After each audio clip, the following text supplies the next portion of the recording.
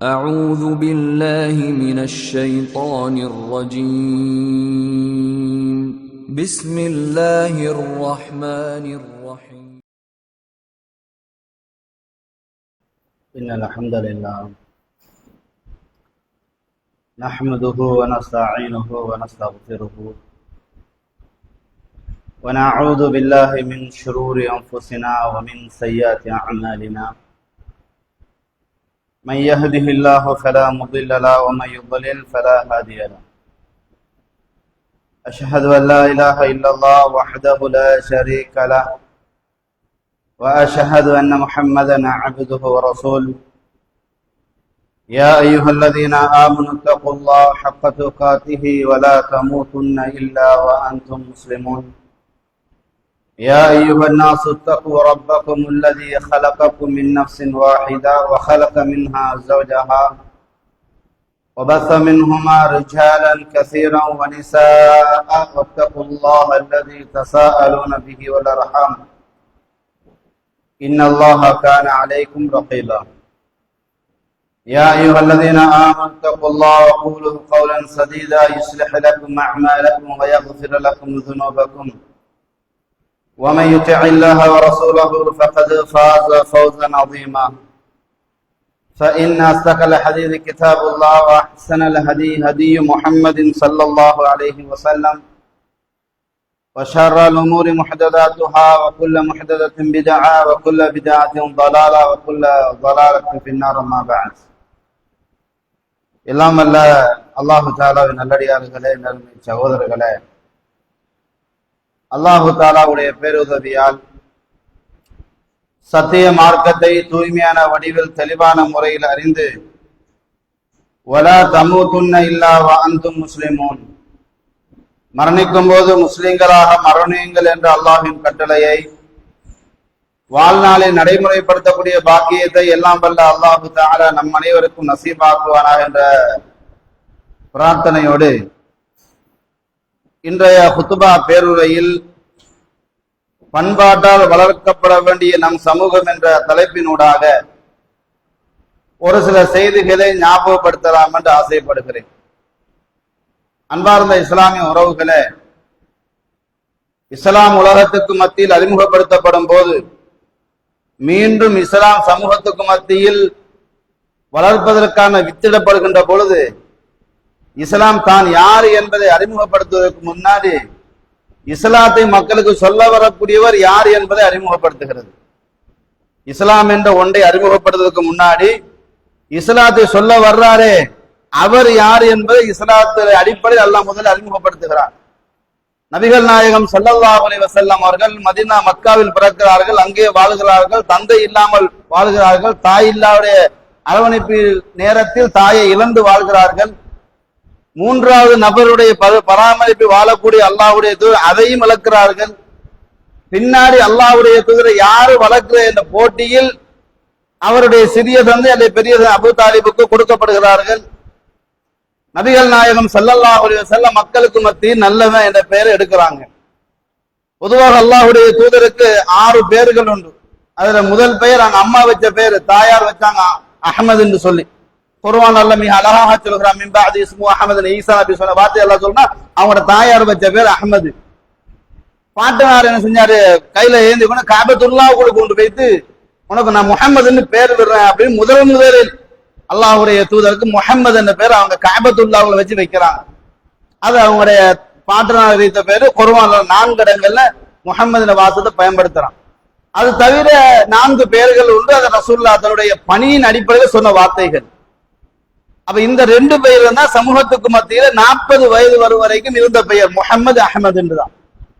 ஆனாலும் அந்த சமூகத்துக்கு மத்தியில் முஹம்மது அஹ்மது என்ற பெயர் மறக்கும் அளவுக்கு நபி அவர்களை அந்த மக்கள் புகழ்ந்தார்கள்.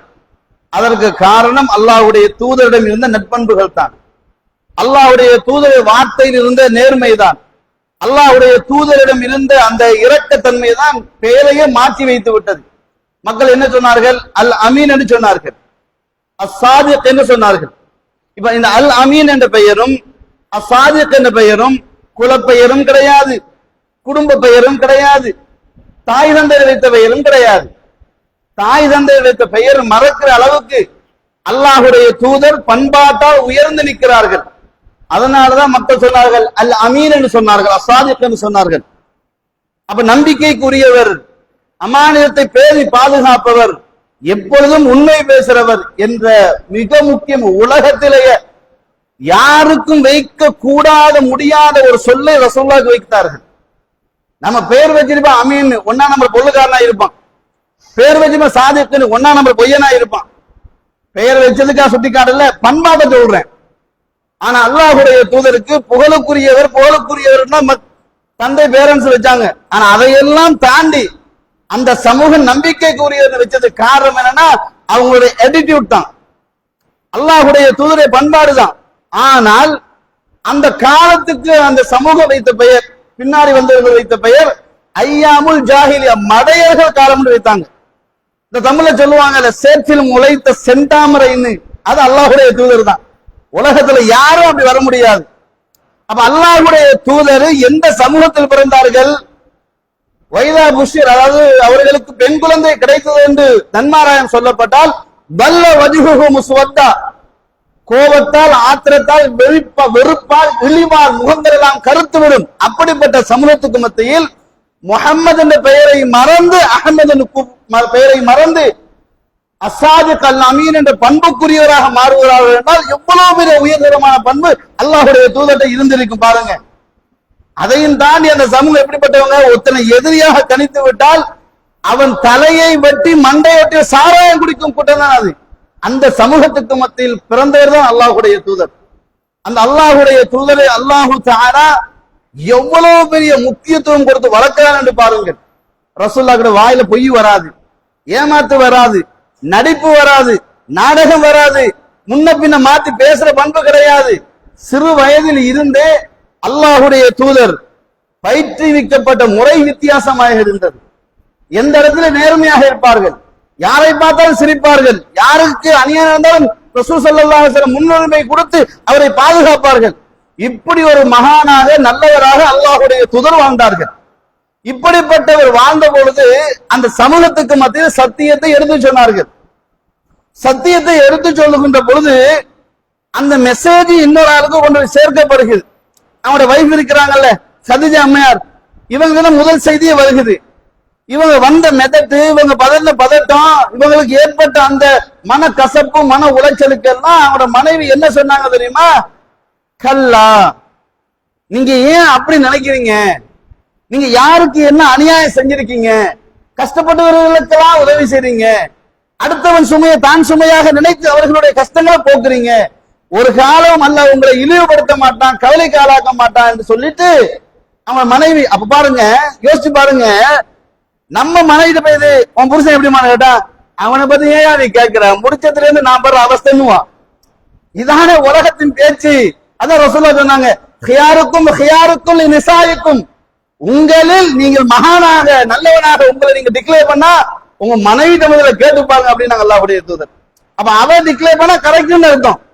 அப்ப இவதான் முதலா டிக்ளேர் பண்றா, என் கணவர் யாருக்கும் அநியாயம் செய்யாதவன், என் கணவர் யாருக்கும் துரோகம் விளைக்காதவன், அப்படிப்பட்ட உங்களை அல்லாஹ் என்ன செய்ய மாட்டான், கவலைக்கு ஆளாக்க மாட்டான்னு சொல்லிட்டு அவங்க சாத்தா மகன் வரக்கத்து அவர்கிட்ட போய் மெசேஜை கொடுக்குறாங்க.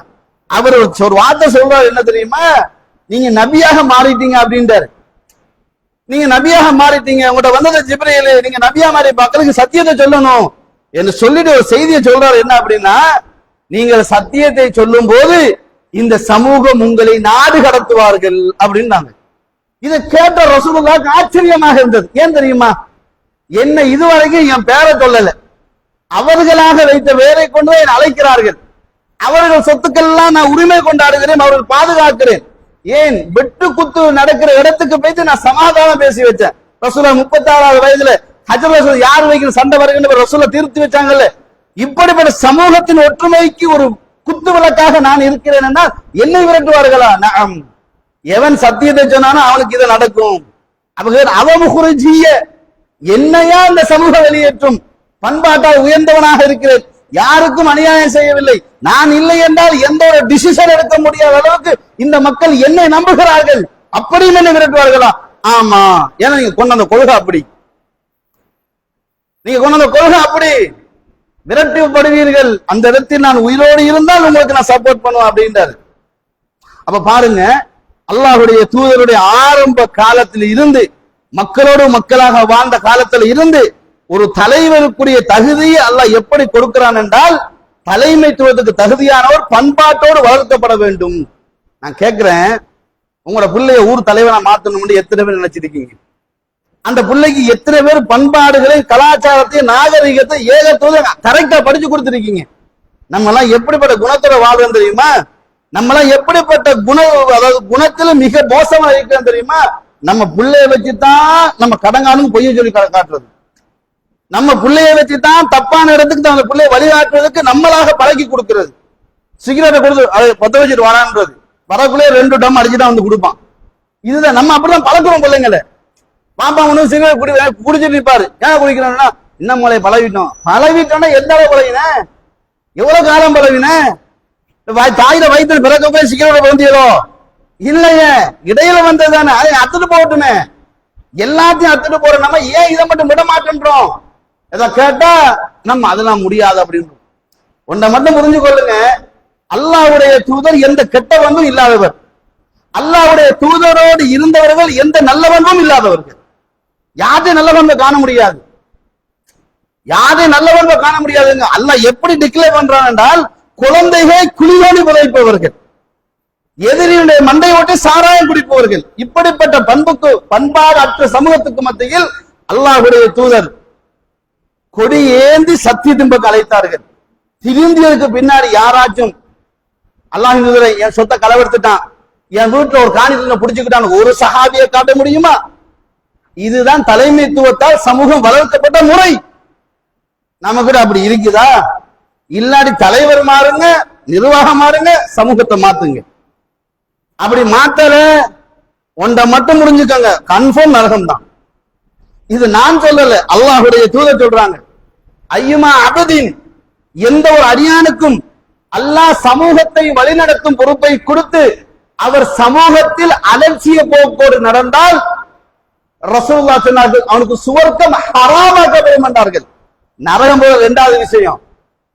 இன்னும் சொன்னாங்க, சுவர்க்கத்தின் நறுமணம் 100 வருஷங்கள் நடக்கும் தூரம் வீசும் நறுமணம் அவனுக்கு ஹராம் என்றார்கள். நறுமணமே ஹராம் என்றா சுவர்க்கம் ஈஸியா போய்த்திரலாமா? யோசிக்கணுமா இல்லையா? அப்ப பண்பாடுதான் நம்மளை சுவர்க்கத்துக்கு கொண்டு போகக்கூடிய பிரதான காரியம். அல்லாஹ் குர்ஆன்ல சொல்றான் பாருங்க, சூரா ஹஜ்ஜில 77 78 சொல்றான், இர்கஉ வஸ்ஜுது வஅபுது ரப்பக்கும், உங்கள் இறைவனை நீங்கள் வணங்குங்கள், ருக்கு செய்யுங்கள், சுஜூது செய்யுங்கள், வஃஅலுல் கைர லஅல்லக்கும் துஃப்லிஹூன், நீங்கள் சுவர்க்கத்துக்குரிய வெற்றியாளர்களாக மாற வேண்டுமாக தான் நல்ல காரியங்களை செய்யுங்கள். வஜாஹிது ஃபீ சபீலில்லாஹி ஹக்க ஜிஹாதி, யதார்த்தமான சத்தியமான உண்மையான முயற்சி மேற்கொள்ளுங்கள். நடிப்பு தேவையில்லை உங்ககிட்ட. ஏன்னா எவன் பார்க்காட்டி உன்னை படைச்சவன் பார்க்கிறான் நம்பிக்கை தான் ஒரு ஆரம்பத்துல இருக்குது. அப்ப எந்த இடத்துல இருந்தாலும் நேர்மையா நடந்துக்க. அது ஒரு விஷயம் என்ன தெரியுங்களா? நட்பண்பில் முதல் நட்பண்பு என்ன தெரியுமா? நட்பண்பிலேயே முதல் நட்பண்பு என்ன தெரியுமா? இணை வைக்காதவனாக மாறுவதுதான். நட்பண்பிலே 2வது நட்பண்பு என்ன தெரியுமா? நயவஞ்சக தன்மை அற்றவனாக தன்னை மாற்றிக் கொள்வதுதான். ஏன்னா அல்லாஹ் சொல்லிட்டான்ல, இன்னல் முனாஃபிகீன ஃபித்தர்கில் அஸ்ஃபலி மினன் நார், நரகத்துல காஃபிரை விடவும் கடுமையான தண்டனை முனாஃபிக்கு தான் இருக்குதுன்னா, அவன் தொழுதும் இருப்பான், நோன்பு பிடிச்சும் இருப்பான், ஜக்காத் சேவை செஞ்சும் இருப்பான், ஆனா அவன்கிட்ட உள்ளது என்ன? நடிப்பு என்கின்ற வேஷம். அப்ப ஒரு மூமினிடத்தில், ஒரு சுவர்க்கவாதியிடத்தில் எப்பொழுதுமே நேர்மையான சிந்தனை இருக்கும், நல்ல பண்பு இருக்கும், ஆள் விட்டு நடிக்கிற பண்பு இருக்காது. அப்படி இருந்தால் அவர்கள் நரகத்துக்கு சொந்தக்காரர்கள். காலங்கள் கடந்திருக்கலாம், மரணம் நெருங்குவதற்கு இன்னும் காலம் உண்டு, ஒரு நிமிடமாக இருந்தால் இறைவா என்னை மன்னித்து விடு என்று சொல்லிவிடுங்கள். அதனால பண்புல முக்கியமானது இணை வைக்காம இருப்ப பண்பு கரெக்டானது.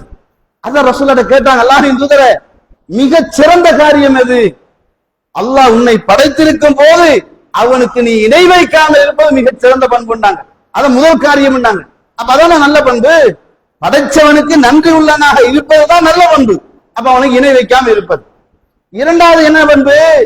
இஸ்லாத்துல சொன்னதை மனசால விரும்பி செய்யணும், இடத்துக்கு இடம் மாதிரி நடிக்க கூடாது. இந்த பண்பு நம்ம வரக்கூடாது. அதனால ரசூல் ஸல்லல்லாஹு அலைஹி வஸல்லம் முனாஃபிகீன்கள் பட்டியலை சொன்னார்கள், நரகத்துக்கே உரியவர்கள் என்று அல்லாஹ் தட்டி விட்டார்கள். அப்ப எனவே அல்லாஹ் சொல்கிறான், வஃஅலுல் கைர, நலவை செய்யுங்க, நல்லதை செய்யுங்கள், லஅல்லகும் துஃப்லிஹூன். அப்ப தொழுகை கரெக்ட், அல்லாஹ் வணங்கணும் கரெக்ட், நபி அவர்கள் வணங்கிய பிரகாரம் அல்லாஹ் எப்படி தொழுதாரோ அப்படி தொழணும் கரெக்ட். அதுல கரெக்டா இருந்தோம்னா அடுத்த கட்ட நல்ல காரியத்தில் இறங்கிறணும். அப்ப நடிக்க கூடாது, ஏமாத்த கூடாது, பொல்லு வைக்க கூடாது, முன்ன பின்ன மாத்தி மாத்தி உண்ட வாக்களிச்சு போடு, அது மீறி அவனை தொந்தரவு பண்ணக்கூடாது. இப்படி எல்லாம் இஸ்லாம் அழகிய பண்புகளை சொல்லி தருது. அதை விடவும் இது சமூகப்படுத்தப்பட்ட பண்புகள். யாரோட நல்லா இருக்கணும், எதிரியாக தான் மன்னிக்கணும். அல்லாஹ் சொல்கிறான் குர்ஆன்ல, உனக்கு அநியாயம் செஞ்சிருக்கலாம், அது வேற விஷயம். அதே நபர் உன்னிடத்தில் அடைக்கலம் தேடி வந்தால், உன்னிடத்தில் நீதம் கேட்டு வந்தால், வலா யஜ்ரிமன்னக்கும் ஷனஆனு கௌமின் அல்லா தஅதிலு இஅதிலு ஹுவ அக்ரபு தக்வா. உனக்கு அநியாயம் செய்த ஒருத்தன் நீதம் கேட்டு வர்றான், உனக்கு தெரியும் உனக்கு அநியாயம் செஞ்சவன், பொல்லு வச்சவன், உன்னை கணக்கு மாத்தி ஏமாத்தினவன், உன்னை ஜெயில போட்டவன், அவன குடும்பத்தை இல்லாம ஆக்கினவன், உன் சொத்துக்களை அழிச்சவன், அவன் திருந்தியே திருந்தாமலோ உனக்கிட்ட வந்து நீதம் கேட்கிறான். நீங்க தானே கண்ணெதிர பார்த்துட்டு இருந்தீங்க, அவன் எனக்கு அநியாயம் செஞ்சான் தானேன்னு கேட்கிறான். ஆனா உங்களுக்கு என்ன கிளிக் ஆகுது? அன்றைக்கு நமக்கு வச்ச ஆப்பு கிளிக் ஆகுது, அன்றைக்கு வச்ச துரோகம் கிளிக் ஆகுது. அல்லாஹ் சொல்லுகிறான், உனக்கு அநியாயம் செய்த ஒருத்தன் உன்னிடத்தில் கண்ணெதிர நீதம் கேட்டால் நீ அநியாயம் செய்து விடாதே என்று அல்லாஹ் சுப்ஹானஹு. இதுதான் அழகான பண்பு. இந்த பண்பை தான் இஸ்லாம் எதிர்பார்க்குது. ஒருத்தன் உண்மையில அநியாயம் செஞ்சுட்டான், அவன் மன்னிப்பு கேட்கிறான், நான் செஞ்சது அநியாயம் தான், ஏதோ அவசரத்தை செஞ்சுட்டேன், அல்லாஹ்வுக்காக என்னை மன்னித்து விடு என்று அல்லாஹுவை முற்படுத்தினால் உலகத்தில் அல்லாஹ்வை விடவும் உயர்ந்தவன் கிடையாது. அவனை அல்லாஹ்வுக்காக மன்னிப்பவனை அல்லாஹ் சகல பாவங்களை மன்னிக்கிறான். அப்ப பண்பு என்னங்க? அடுத்தவனை பழி வாங்கும் பண்பு முஸ்லிம்கிட்ட கிடையாது. அதை அல்லாஹு தஆலா தன் திருமறையிலும் சொல்கிறான், அல்லாஹ்வுடைய தூதரும் சொல்கிறார்கள். சுஇல நபி ஸல்லல்லாஹு அலைஹி வஸல்லம், ரசூலுல்லாஹ் சில கேள்விகளை கேட்கப்படுது. அதுல ஒரு கேள்வி என்னன்னா, அன் அக்ஸரிமா யுதுகிலுன் நாஸ அல் ஜன்னah, சுவர்க்கத்துக்கு மனிதர்களிலேயே அதிகமான பேர் சுவர்க்கம் போறாங்கன்னா அவங்க செஞ்ச அமலில் எந்த அமல்னு கேட்கிறாங்க. எந்த அமலால் அதிகமான பேர் சுவர்க்கம் போகிறார்கள்? அல்லாஹ்வுடைய தூதர் சொன்னார், தக்வல்லாஹ், அல்லாஹ்வை கரெக்டாக பயப்பட்டுக் கொள்வது, வஹுஸ்னுல் குல்க், நல்ல பண்போடு நடந்து கொள்வது. இப்ப நல்ல பண்புன்னா நமக்கெல்லாம் தெரியும்ல, தாயில மனசு நோக பேசிடக்கூடாது. தாயை எவ்வளவு பெரிய அநியாயம் செய்தாலும் தாயில மனசு நோக பேசக்கூடாது. அது அல்லாஹ் எப்படி நமக்கு அட்வான்டேஜான வார்த்தை சொல்றாங்கன்னா, ஃபலா தகுல்லஹுமா உஃபின், சி அப்படின்னு யூஸ் பண்ணக்கூடாதான். எந்த அளவுன்னா அந்த கண் பார்வை இருக்குல்ல, கண்ணோட முறைஞ்சு கூட பார்க்க கூடாதான், உடனே இப்படி கலாஸ், அவ்வளவுதான். ஒரு தாய் ஒரு தந்தைக்கு முன்னாடி உன் குரலை உயர்த்தி பேசாதே. எப்படி மார்க்கம் பாத்தீங்களா? உன் தாய் தந்தையர்கள் உனக்கு அநியாயம் செய்த போதும் நீ அநியாயம் செய்யக்கூடாது. ஒரு சஹாபி ஓடி வர்றாருங்க, ஓடி வந்து அல்லாஹ்வின் தூதரே, ஏன் அப்பன்ட்ட சொத்து பத்தி இருக்குது, அவன்கிட்ட காசு பங்களா இருக்குது, நான் கொடுத்துதான் தின்னு தேவையே அவருக்கு கிடையாது, ஏன் வீட்டுலாம் தின்றாரு, ஏன் காசு வச்சுதான் உடுப்பு வாங்குறாரு, எல்லாம் எனக்கிட்ட தான் வருகிறாரு, இது என்ன நியாயம், உன்னை பெற்றது எதுக்கு? ரசூலுல்லாஹ் கேட்டாங்க, உன் சொத்துக்கள் உரிமைக்கு அவர்களுக்கு தான் உண்டு என்னாங்க அல்லாஹ்வுடைய தூதர். அதனாலதான் சொத்துக்கள் பிரிக்கும் போது கூட முதல் பிள்ளைக்கு பொண்டாடிக்கு பிரிக்கிறல்ல, தாய் தந்தருக்கு பிரிச்சு விட்டு தான் அடுத்தது பிரிக்கிறது. புரியுதுங்களாங்க? இதான் இஸ்லாமிய பண்பு. அல்லாஹ் சொல்றான், உன் தாய் பண்புலே உயர்ந்தனும் அதாங்க. உங்க தாய் தந்தருடைய மனசை நோக்கடித்தால் உங்களால சுவர்க்கம் போகலாம் நீங்க நினைக்கிறீங்களா? கனவுல நினைச்சிடாதீங்க. உங்க தாய் தந்தை காபிர்களாக இருந்தாலும், உங்கள் தாய் தந்தைகள் முஷ்ரிக்குகளாக இருந்தாலும், அல்லாஹ் குர்ஆன்ல சொல்கிறார், வவஸ்ஸைனல் இன்சான், வசியத்தாக அல்லாஹ் சொல்கிறான், எனக்கு இணை வைக்க ஏவினாலே தவிர மற்ற எல்லாத்துக்கும் கட்டுப்பாடு என்று அல்லாஹ் சொல்றான். உன் தாய் தந்தையர்கள் எனக்கு இணை வைக்குமாறு சொன்னாங்க, வித்யதை செய்யுமாறு சொன்னா அதுக்கு கட்டுப்படாது. ஏன்னா அவர்களோட நான் தான் உயர்ந்தவன். உன் தாய் தந்தையை விட உயர்ந்தவன் யாரு? நான் தான். அதை தாண்டி உன் தாய் தந்தையர்கள் உலக விவகாரம் எதை சொன்னாலும் சைலண்ட் ஆயிரு, வைலண்டா பேசுறாது என்று அல்லாஹ் குர்ஆன் அழகாக சொல்லிவிட்டார். இறக்கப்படு. உன் சிறு பிள்ளையை, உன்னுடைய குழந்தையை விடவும் அவர்கள் குழந்தைத்தனத்துக்கு போவாங்க. அப்பொழுது கூட ரப்பி ரஹமுஹுமா கமா ரப்பயானி ஸகீரான்னு துஆ செஞ்சு கேடல்ல அழகாக வழிகாட்டுகிறான். அப்ப எனவே பண்பு தாய், அதாவது முதல்ல பண்பு யார்கிட்ட காட்டணும் தெரியுமா? தாய் தந்தையிட்ட தான். இரண்டாவது அந்த பண்பை யார்கிட்ட காட்டணும் தெரியுமா? அக்கா தங்கச்சி அண்ணன் தம்பி கிட்ட தான். மூணாவது யார்கிட்ட காட்டணும் தெரியுமா? தன் அண்டை வீட்டான்ட்டு தான். எல்லா ரவுடிசம் காட்டுறது அதுக்குள்ளதான். நம்ம எல்லா ரவுடிசத்தை எங்க காட்டுவோம்? வீட்டுக்கு வருவோம், அம்மா வருவோம், மகன் சாப்பிடு அப்படியே அட ஒண்ணு தின்னதானே கூப்பிட்டா நஞ்ச ஊத்தி குடிச்சிட்ட போடா சொன்னா சாப்பிடுமா, சாப்பிட்டு போண்டா. ஏன்னா இறங்கி விழுந்த அந்த தாய் மனசுக்கு எவ்வளவு பதறும் யோசிச்சு பாக்குறோமா இல்லையா? அப்ப அல்லாஹு தாலாவுடைய தூதர் நமக்கு சொல்றாங்க, பண்பாடு இல்லாதவன் சுவர்க்கத்துக்கு போக மாட்டான். அல்லாஹுடைய தூதர் பண்பாடுல என்ன? சத்தியமா இருக்கிறது, கரெக்டா இருக்கு, அழகான பண்பு, மாற்றம் கிடையாது. அடுத்தது உன்னை நம்பியவர்களையும் உன்னை பெற்றெடுத்தவர்களையும் கண்களில் கண்ணீரை வரவழைக்காமல் வாழ்வது உன் கடமை. அது முதல் பண்பாடு. அடுத்தது சமூகவியல் பண்பாடு. சமூகவியல் பண்பாட்டுக்கு முதல் கட்டமே பள்ளி நிர்வாகம் தான். அந்த பள்ளி நிர்வாகத்துடைய தலைவர் எப்படிப்பட்டவர் இருக்கணும் தெரியுமா? ஒரு வரலாறு சொல்றேன், நல்லா கேட்டுக்கங்க.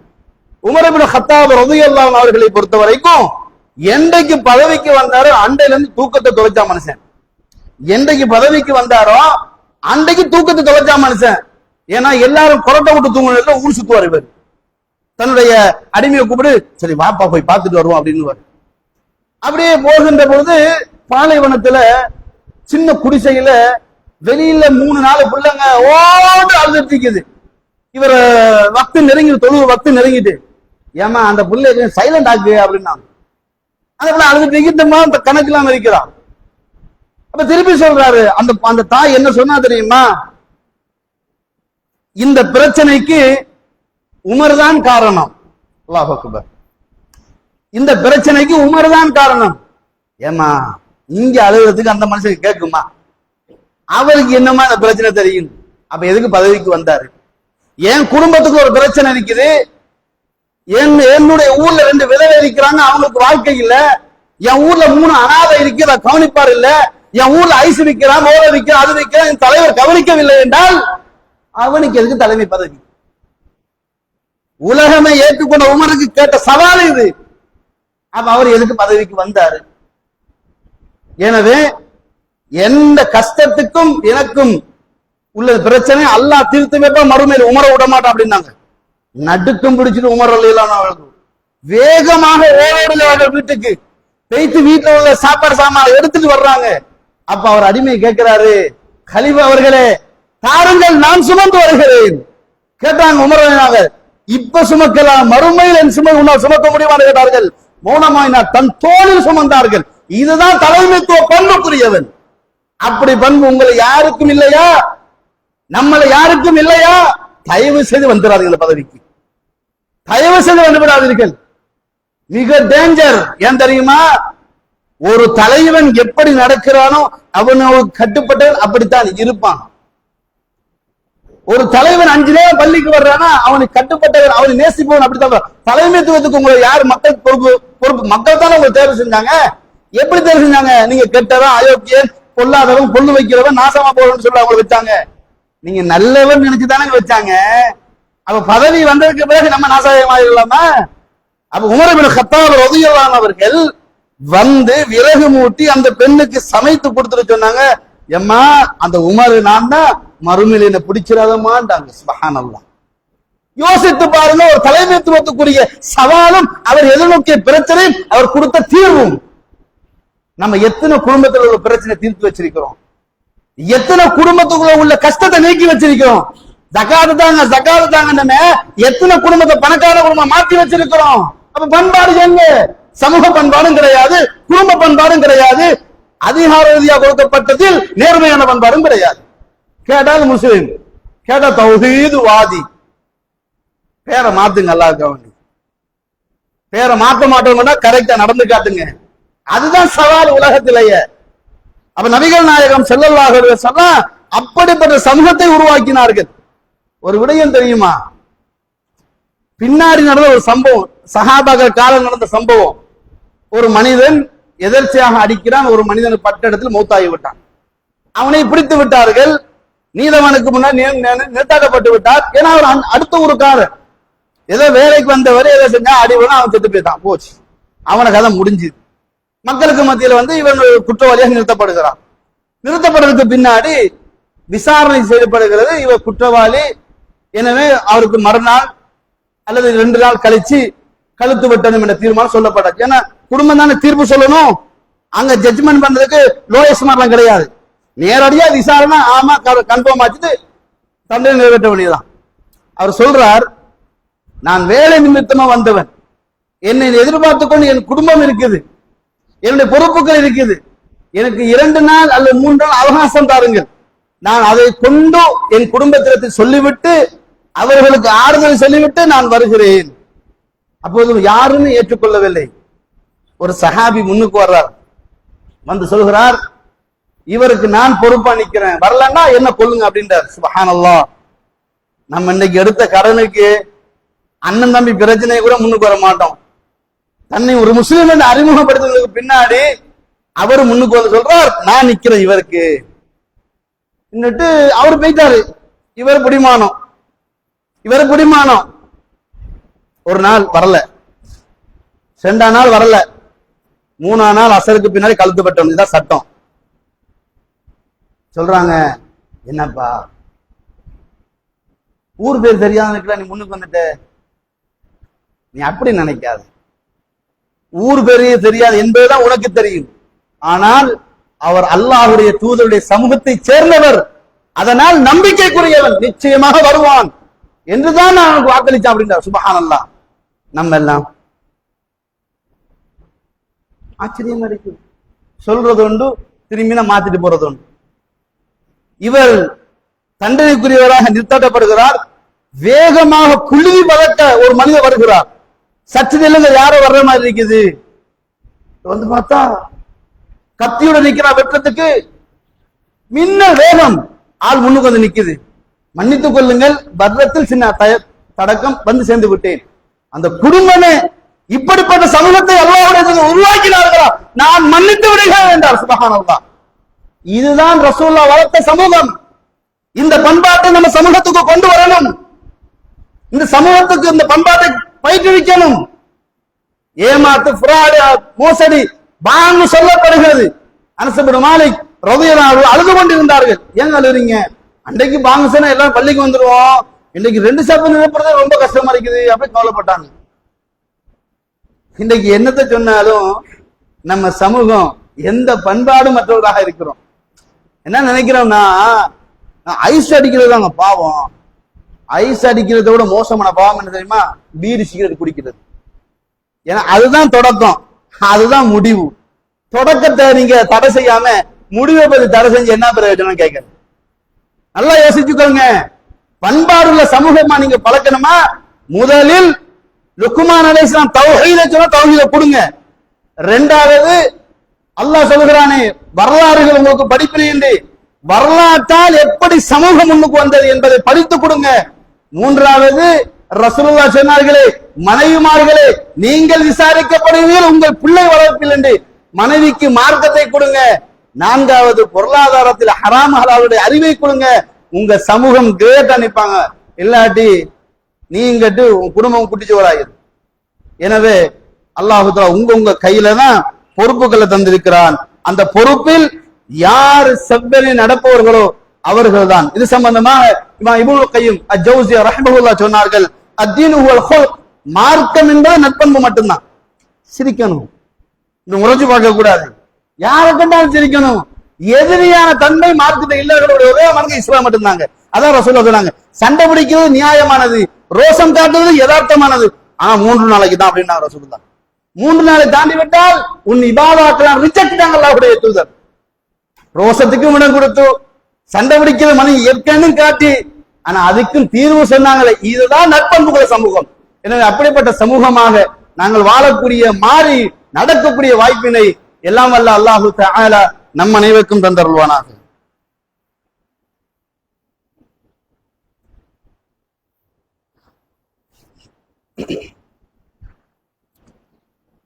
அல்ஹம்துலில்லாஹி ரப்பில் ஆலமீன் வல் ஆகிபத்து லில் முத்தகீன் வலா உத்வான இல்லா அலல் ஸாலிமீன் والصلاة والسلام على أشرف الأنبياء والمرسلين وعلى آله وصحبه ومن تبعهم بإحسان إلى يوم الدين أما بعد. அன்பார்ந்த இஸ்லாமிய சகோதரர்களே, நபிகள் நாயகம் ஸல்லல்லாஹு அலைஹி வஸல்லம் சொன்னதாக அருமையான ஒரு செய்தியை பாருங்க. அஹப்புல் இபாதி இலல்லாஹி அஹ்ஸனுஹும் குல்கா.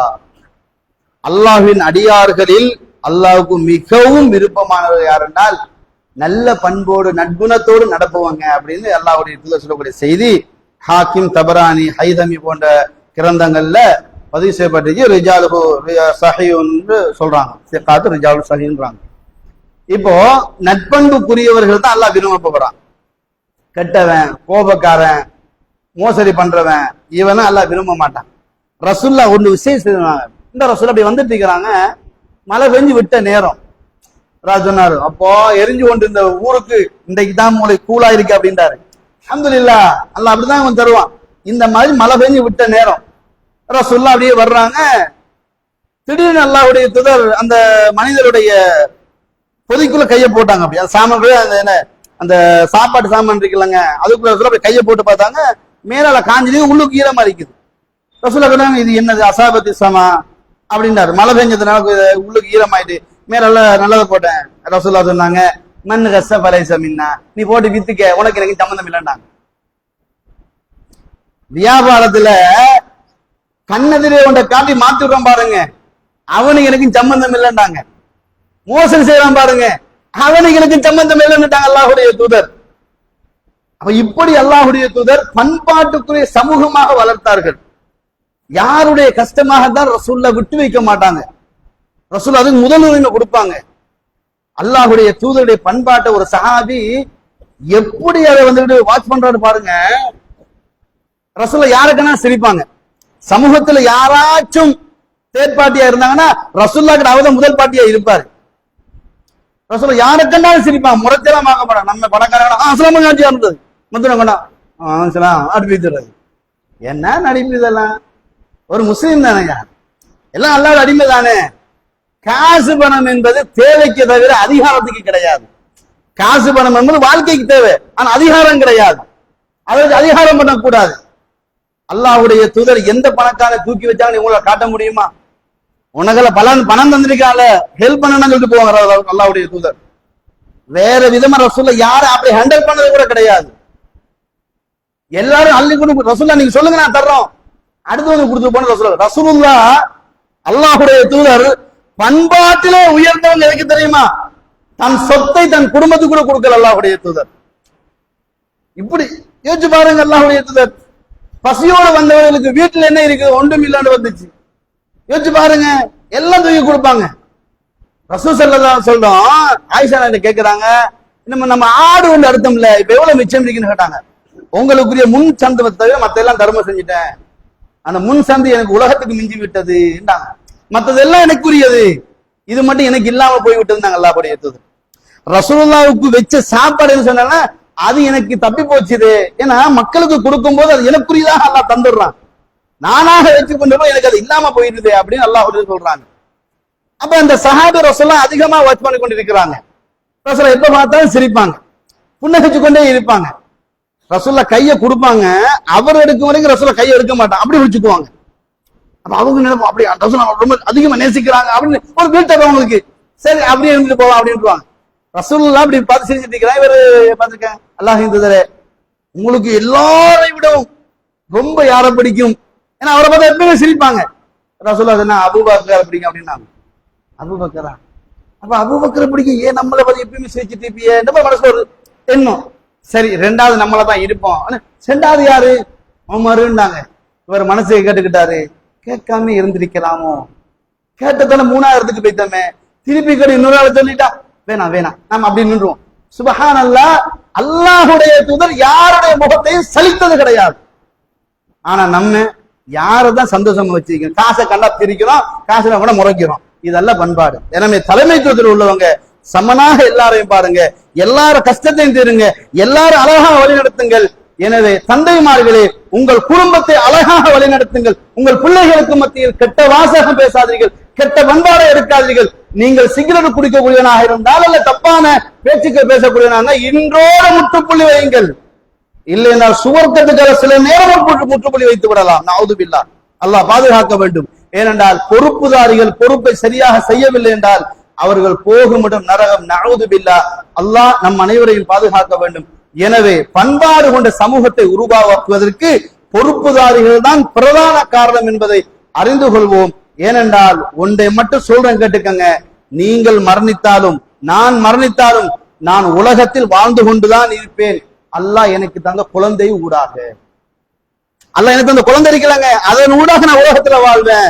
சில நேரம் நல்லவனாக வாழலாம், சில நேரம் நான் கெட்டவனாக மாறிவிடலாம். அதனால் என் பண்பாடு என் குழந்தை சுட்டி காட்டக்கூடிய கெட்ட பண்பாடாக இருந்தால் மரணித்தாலும் நீங்கள் கெட்டவனாக அடையாளப்படுத்தப்படுவீர்கள். நீங்கள் மரணித்தாலும் நல்லவன் சொல்றதாக இருந்தால் உங்க பிள்ளைகள் 5 நேரம் தொழக்கூடிய பிள்ளைகளாக நல்ல பண்பு உள்ள பிள்ளைகளாக மாற்றி விடுங்கள். மாற்றுவோம், மாறுவோம், மாறும் எண்ணத்தோடு கலந்து செல்வோம். ஹாதா இல்மி வல் இல்மு இன்தல்லாஹ் வஸ்தக்ஃபிரூஹு இன்னஹு ஹுவல் கஃபூருர் ரஹீம்.